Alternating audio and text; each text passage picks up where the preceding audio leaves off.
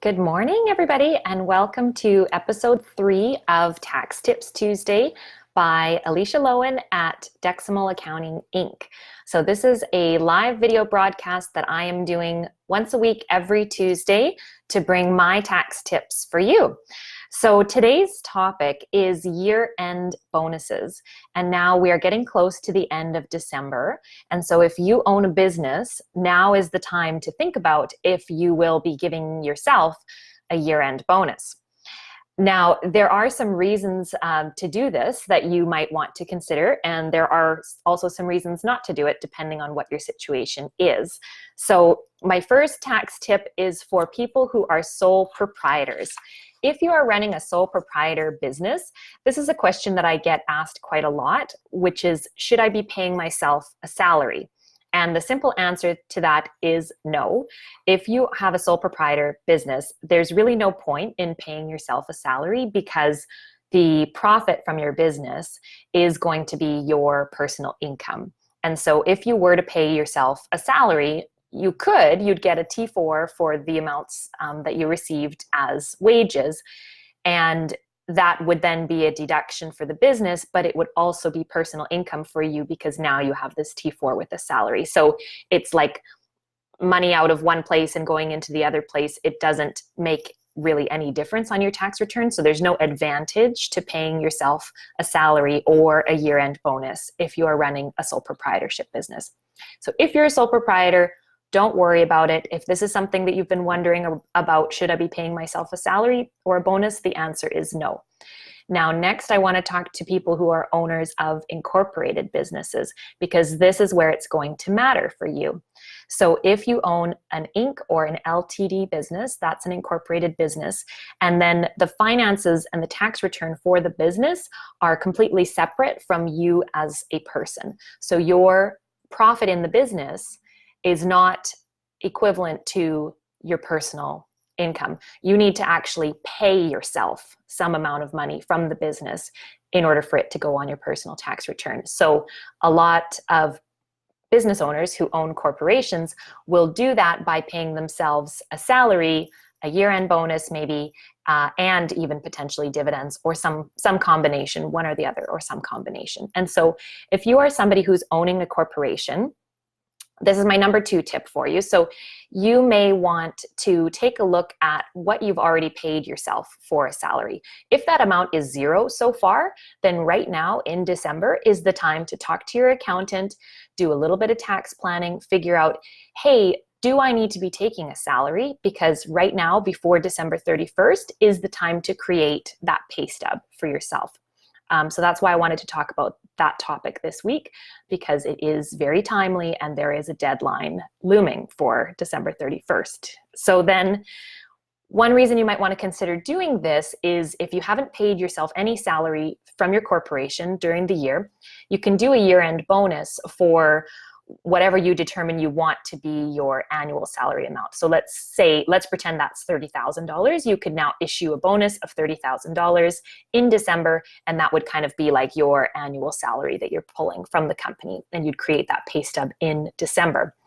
You may also want to speak with a mortgage broker if your mortgage is about to come up for renewal, because if you're getting close to the end of your term, and maybe 5 years ago when you bought your house, you had a job that you had a regular pay stub and a T4, you were working for someone else, and then maybe in that 5-year period, you've now become self-employed, and when your mortgage is up, you're going to have to requalify. So this is something that's really important to consider right now is, do you have the income level that you're going to need to requalify for that mortgage potentially? So make sure you're having these conversations with your accountant and with your mortgage broker. And one strategy is to, if you're needing a certain income level to qualify for your remortgage, you can pay yourself a year-end bonus now of the amount that you need to declare as personal income.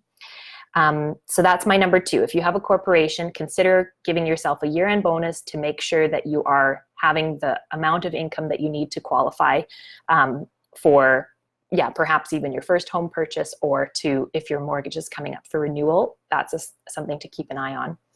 And then my third tax tip is for owners of corporations that have over 500,000 in profit. So in Canada, we have this small business limit that means anybody who runs a privately owned corporation in Canada and it's owned by a Canadian resident, you get a special rate on your corporate tax, a very low rate, if your net profit in your corporation is under $500,000. Now that's quite a lot of money. And so if your corporation makes more than that, you're gonna wanna make sure that you actually can stay under that 500,000 in order to pay the least amount of tax possible, in order to get that advantage of the low rate for small businesses of under 500,000 in Canada. So one tax strategy for owners of a corporation that's making more than 500,000 profit is to pay yourself, the owner of the business, whatever amount of bonus you need at year end in order to bring that income down. So let's pretend that my net profit in my corporation was 600,000. If I paid myself a bonus of 101,000 and I bring my profit down to 499, then I get to take advantage of that small corporation in Canada rate. And so we call that bonusing down. So that is actually a tax strategy that can be advantageous for corporations. So to recap, my 3 tips for you are, number 1, if you're running a sole proprietorship, you don't need to worry about a bonus. You don't need to worry about a salary. There really isn't any advantage to yourself.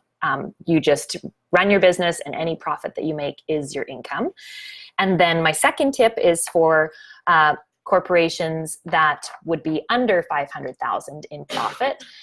So just kind of a small to mid-sized corporation. A reason to give yourself a year-end bonus then is to make sure that your income on your personal tax return is high enough for other things that you're planning in your life and other goals that you have. So if one of your goals is to buy your first house or you're coming up for your mortgage renewal, then pay attention to that, and potentially right now in December, give yourself that year-end bonus if you haven't been taking a salary during the year. And then my third tip is for owners of corporations making more than 500,000, and you may want to consider giving yourself a bonus as payroll, which will bring down your company profit to make sure that it sticks under that $500,000 limit and take advantage of the low rate that corporations get. And so I also want to remind you, in any of these situations, your source deductions, so that's your CRA payroll remittance, which is, if you have employees, it's CPP, EI, and tax. And then for yourself, in most cases, the owner of the business is not eligible for EI. So for yourself, it would just be the CPP and tax that has to be paid by the CRA by January 15th. So right now, before the end of December, is the time to create that pay stub, and then make sure that you pay the source deductions to CRA by January 15th. I can't stress this enough, because they will absolutely slam you with a 10% penalty, even if it's a couple days late. So if you're a business owner, it's really important to make sure that you're paying the source deductions on time. And of course, if you're using a professional accountant or bookkeeper, they can take care of those payments for you, as we do for our clients. So I want to just wrap up this week's episode with a quick summary about what Deximal does during tax season.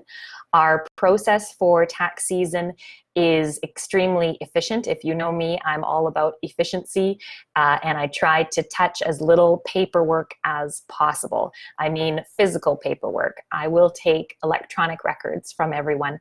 I have a system for tax season that is very easy to follow. If you are somebody who likes to stay in your pajamas on the couch at home, as I do when I'm not working, then this is a great fit for you.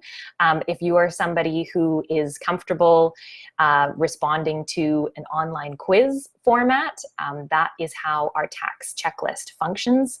I create a custom tax checklist that is done through a secure site. I collect my clients' answers to any questions that I have through this site. It's like a quiz format.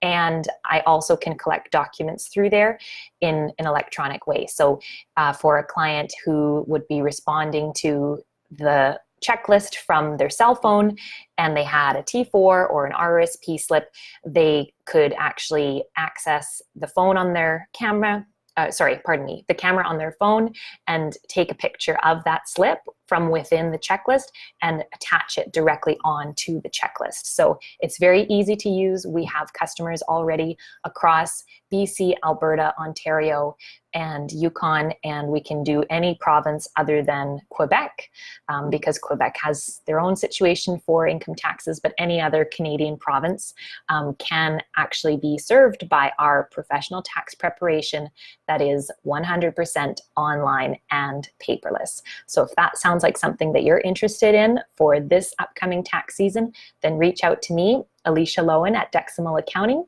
and my email is info@decimal.ca. Talk to you soon.